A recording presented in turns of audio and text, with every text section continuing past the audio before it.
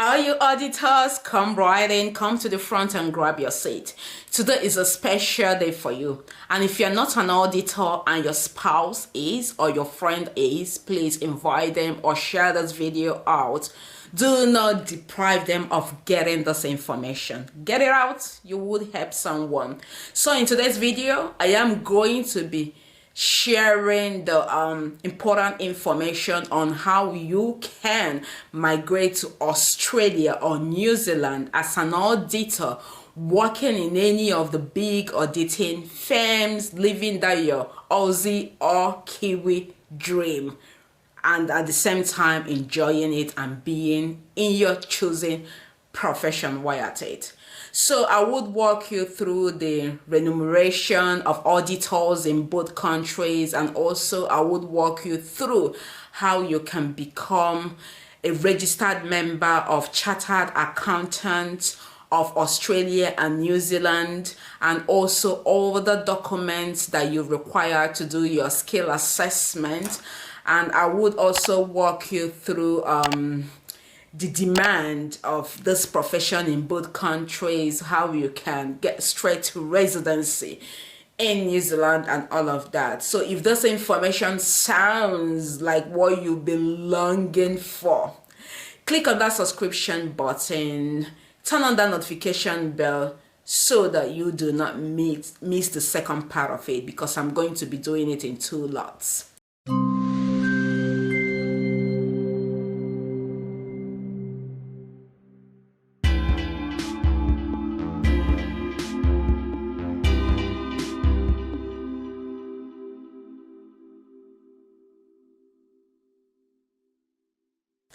You are welcome back to my YouTube channel. I still remain your one and only out and about lady here in New Zealand. I am a Nigerian trained pharmacist and still on that journey. I'm getting there soon.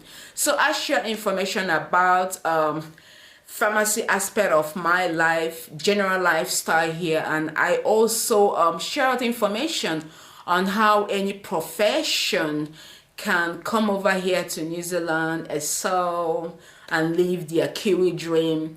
So I'll be talking about auditors today, and I also have got that of teachers, early childhood, and primary, intermediate, high school, and I also have got that of surveyors on the pipeline coming. So wait for it. So today is for auditors. Let's get started.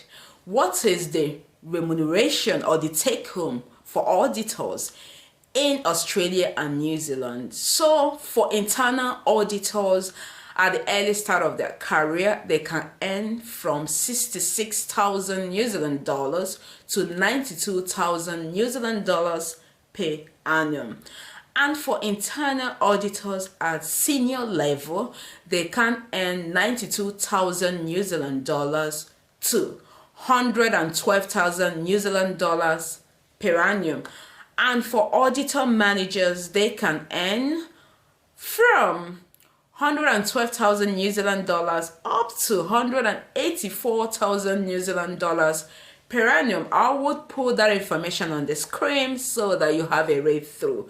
And for Australia, as you guys know, it's a bigger country with a lot of province, so the average pay of Australia auditors from my study is around 90,000 Australian dollars per annum, and that depends on your location, demand, skills, and a whole lot of things. Why Australia and New Zealand? Why become an auditor in these 2 countries? I will tell you is why, because there is a trans-Tasman agreement between the 2 countries that led to their merging, that gave rise to the body known as CAANZ, which is Chartered Accountants of Australia and New Zealand. And what this entails is that if you become a licensed auditor in Australia or New Zealand, you can work in either of the countries, vice versa. So demand Are auditors really in demand in New Zealand and in Australia? So I would walk you through this write-up from New Zealand Immigration.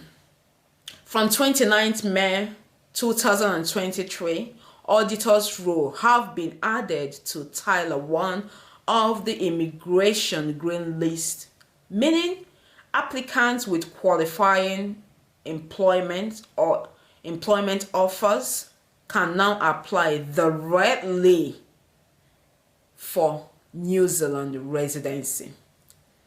This is an icing on the cake. Don't tell anyone.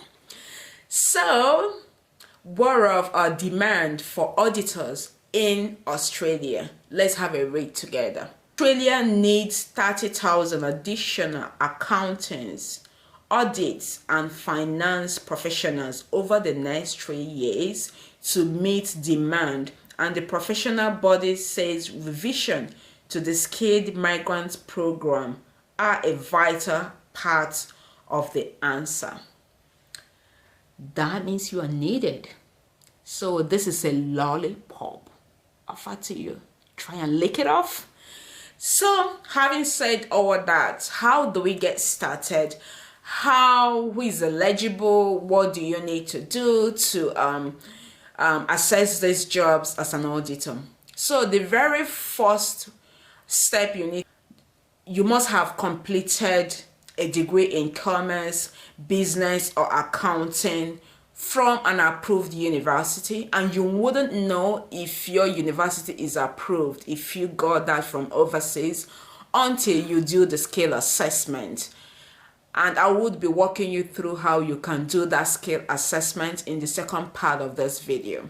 So after doing your skill assessment, you would require to submit required documents and all of that. And after that, the second step is for you to register as a member of CAANZ, which is Chartered Accountants of Australia and New Zealand.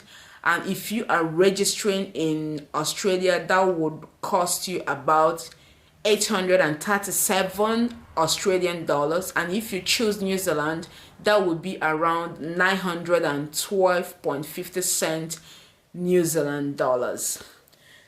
And the third step, if you would like to become a chartered accountant here in New Zealand, would be to have an Institute of Chartered Accountants known as NZICA Certificate of Public Practice and an NZICA Advanced Certificate of Competency. So having said all this, I will leave it up to you to make that decision, and do not forget to follow up with me. In the next video, I'll walk you through how you can create that profile and start doing your skill assessment with all the required documents, the exams required for you to come over and live your Aussie or Kiwi dream.